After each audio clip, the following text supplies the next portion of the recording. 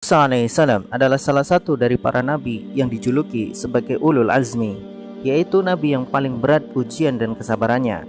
Kisah Nabi Musa banyak sekali dicantumkan di dalam Al-Quran. Bahkan bisa dikatakan beliau adalah nabi yang kisahnya paling banyak tertulis di dalam Al-Quran. Sebenarnya ini menunjukkan bahwa Al-Quran bukan buatan Nabi Muhammad SAW. Kalau Quran itu hasil karya Nabi Muhammad, tentu beliau akan menulis banyak kisah tentang dirinya sendiri di dalam Al-Quran. Tapi kenyataannya, justru nama beliau sangat sedikit sekali disebutkan di dalam Al-Quran. Justru nama Nabi Musa dan Nabi Isa paling banyak muncul di dalam surat-surat di Al-Quran. Masihkah Anda menuduh Al-Quran itu buatan Nabi Muhammad SAW? Kalau iya, buatlah satu surat seperti di dalam Al-Quran kalau Anda memang mampu.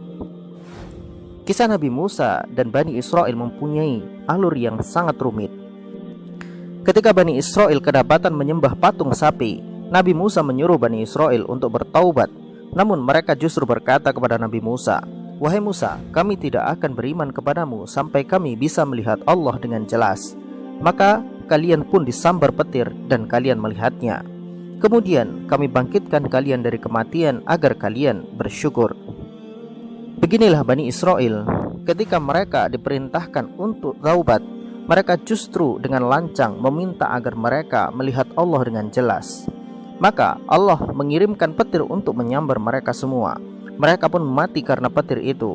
Melihat kaumnya binasa karena kebodohan mereka, Nabi Musa pun sangat bersedih. Kemudian beliau berdoa kepada Allah Subhanahu wa Ta'ala agar mereka diampuni dan dibangkitkan dari kematian.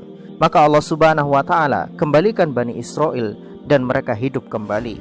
Inilah bentuk kasih sayang Allah kepada Bani Israel. Namun Bani Israel selalu melampaui batas.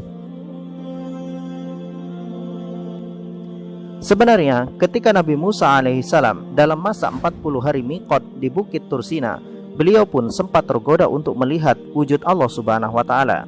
Hal ini Allah abadikan di dalam Al-Quran dalam surat Al-A'raf ayat ke-143.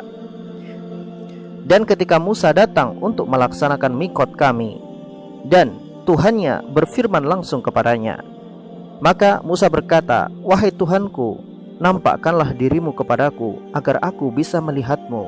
Tuhan berkata, "Kamu sekali-kali tidak akan bisa melihatku, tetapi lihatlah kepada gunung.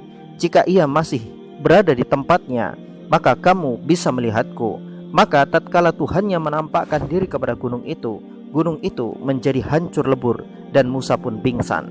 Maka setelah ia sadar, ia berkata, "Maha suci Engkau, aku bertobat kepadamu dan aku termasuk orang-orang yang pertama beriman."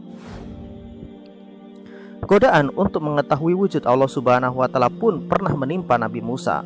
Beliau meminta agar Allah Subhanahu wa Ta'ala menampakkan wujudnya. Namun Allah Subhanahu wa Ta'ala menegaskan bahwa di dunia ini tidak ada yang sanggup melihat wujudnya yang agung, dan itu adalah ketetapan Allah Subhanahu wa Ta'ala.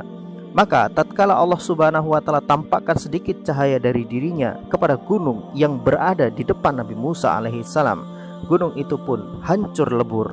Lalu bagaimana jika Allah tampakkan dirinya kepada Nabi Musa alaihissalam? Maka tentunya nasib Nabi Musa akan sama dengan gunung tersebut.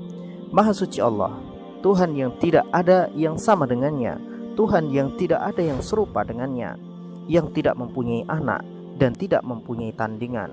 Allah telah menetapkan bahwa tidak ada satupun makhluk di dunia ini yang bisa melihat wujudnya yang maha agung, karena Allah Subhanahu wa Ta'ala akan tampakkan dirinya nanti di akhirat sebagai hakim paling adil dan sebagai raja paling berkuasa. Pada hari itu tidak ada satupun yang mampu untuk sombong di hadapan Allah Subhanahu wa Ta'ala. Wallahu